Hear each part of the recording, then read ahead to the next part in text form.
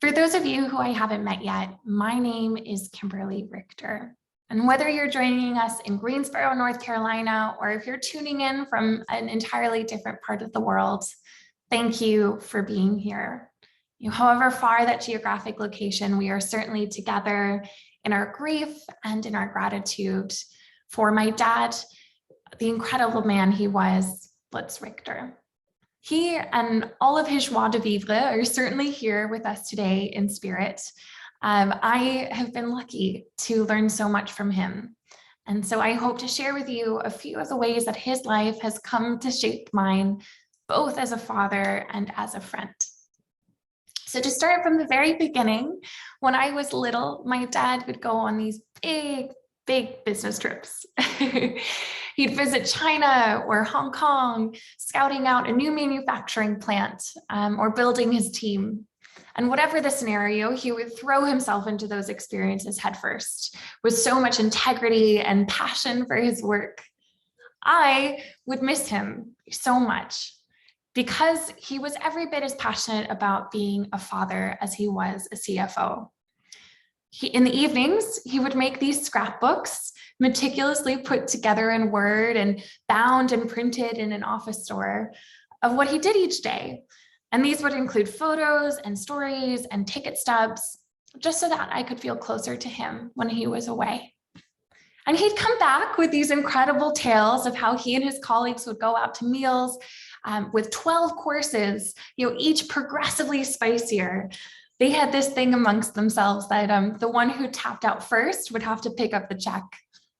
Meanwhile, I would paint and collage these giant letters, "Welcome home, Papa," and wave them on a flag I had safety pinned outside our front window for when his taxi pulled in from the airport. So for my Papa, I inherited his work ethic, his curiosity about the world, and his love for coming home to family. He was always suggesting ways that I might challenge myself to take advantage of opportunities that I didn't necessarily think myself capable of at the time. So when I wanted to go to a liberal arts school for university on the East Coast where my family had close ties, he was the one who said, "You should go to Canada." When I was considering study abroad programs in the UK, my dad was the one that said, "Kimberly, this is your chance to learn Spanish. Get yourself to Buenos Aires." On both accounts, thank goodness he did. There was adventure, there was misadventure.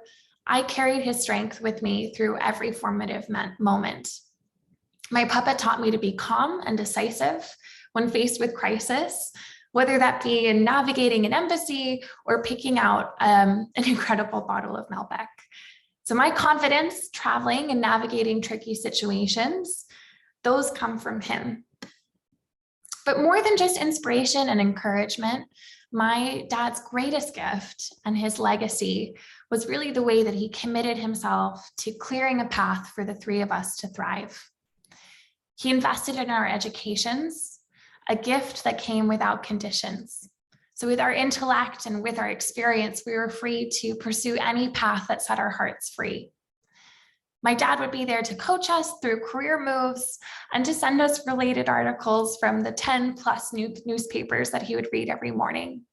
And beyond working long hours from home to provide a financial foundation, he spent his weekends making sure that administrative concerns were out of the way. He truly built his world around supporting us. Rather than ever grumble about this, he'd follow through with pride.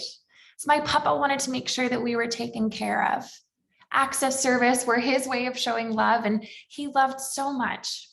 He was always generous and caring. So to love fiercely with unwavering commitment and loyalty, I got that from my Papa.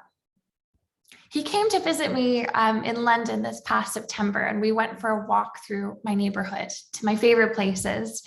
And he wanted his photo taken everywhere with the man who ran the fish stand at my local farmer's market, at the bench where I would do my morning meditations, on the roof of my office building, under the best tree in my garden.